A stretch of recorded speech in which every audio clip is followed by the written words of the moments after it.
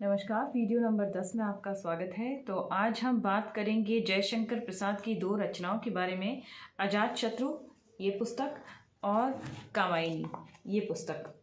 तो अजातशत्रु किसके बारे में है?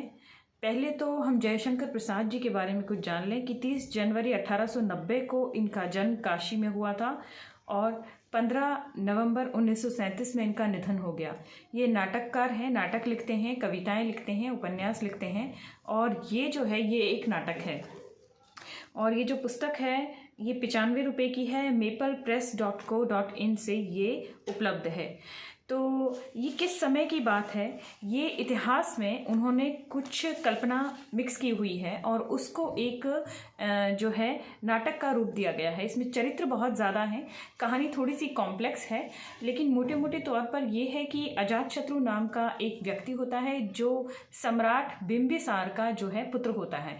अजातशत्रु जो होता है वो काफ़ी क्रूर होता है, अपने पिता को सिंहासन से हटा देता है और बाद में उन्हें बंदी भी बना लेता है। और जब वो खुद पिता बनता है तब उसका हृदय परिवर्तन हो जाता है और अपने पिता को मुक्त कराने के लिए वो बंदी गृह में स्वयं जाता है, बंदी गृह तक स्वयं जाता है। इसके अलावा अजातशत्रु के जो पिता थे बिंबिसार, उनकी दो रानियां थी, उनकी वजह से भी जो है आपस में काफ़ी चीज़ें होती रहती हैं, जो कलह कलेश होते रहते हैं। तो इसमें मुख्य तौर पर एक महिला का भी जिक्र है। श्यामा नाम की वो महिला होती है और वो जो है जिसे वेश्या कहा जा सकता है, इस तरह की महिला होती है। बाद में उसको आम्रपाली कहा गया है और गौतम बुद्ध जो है उसकी मुक्ति करते हैं। काफ़ी बार जो है कुछ इतिहासकारों का ये भी मानना है कि असल में गौतम बुद्ध ने एक जो है इस तरह की महिला की जो है मदद की थी, उसे संग में लिया था और उनकी मदद से जो है उसे समाज में सम्मान मिला था। इसी कहानी का बाद में बिगड़ा हुआ रूप जो है अहिल्या का उद्धार जो राम ने किया था उससे बना। जो रामायण है, जो वाल्मीकि रामायण है, उसमें भी बुद्ध का जिक्र है और इसमें बुद्ध के बारे में भी बताया गया है, क्योंकि अजातशत्रु और सम्राट बिंबिसार के समय जो है गौतम बुद्ध भी मौजूद थे। तो गौतम बुद्ध का क्या प्रभाव था, गौतम बुद्ध के प्रभाव में आकर कैसे लोग जो हैं अच्छे बन रहे थे या हिंसा से परे हट रहे थे, उसकी भी बात है।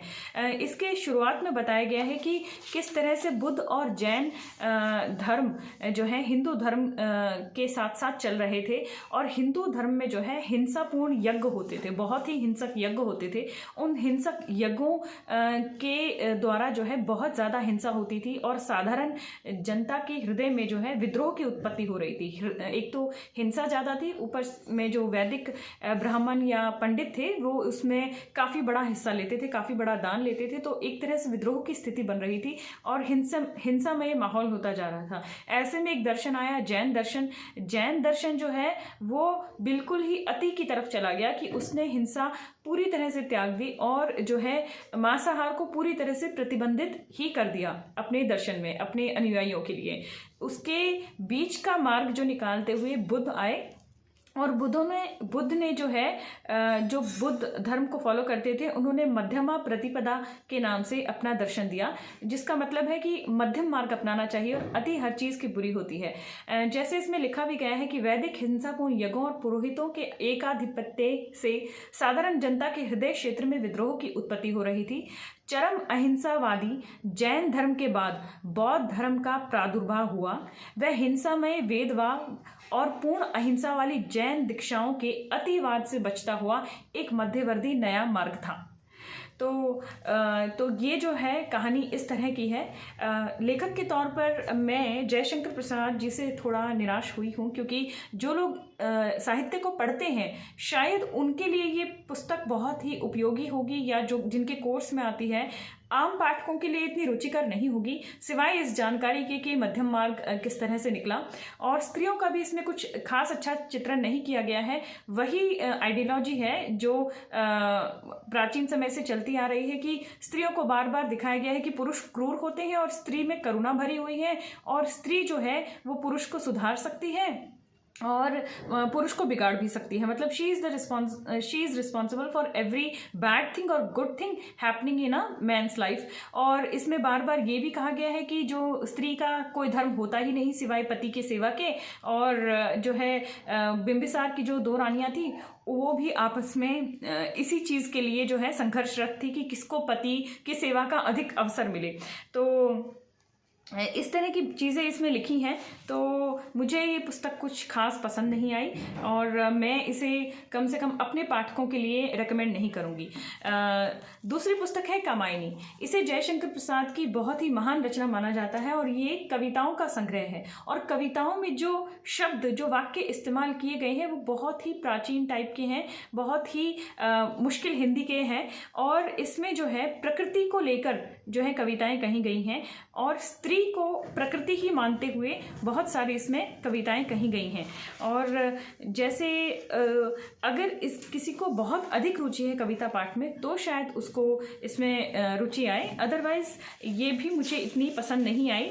और इसमें कितनी कविताएं हैं मैं आपको बता देती हूँ। 15 कविताएं हैं जो मनुष्य की अलग अलग भावनाओं के आधार पर हैं, जैसे चिंता, आशा, श्रद्धा, काम, वासना, लज्जा, ईर्ष्या, ईड़ा, स्वप्न, संघर्ष, निर्वेद। तो ये जो अलग अलग जो फीलिंग्स हैं, दर्शन, रहस्य, आनंद की, इस तरह की कविताएं हैं।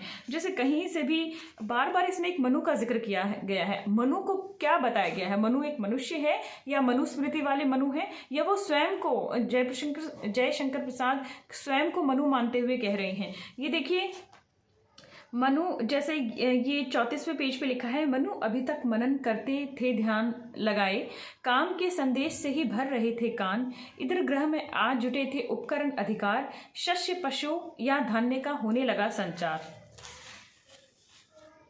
कामना की किरण का जिसमें मिला हो ओज, कौन हो तुम इसी भूले हृदय की चिरखोज, कुंद मंदिर से हंसी जो खुली सुषमा बाट, क्यों न वैसे ही खुला ये हृदय रुद्र कपाट।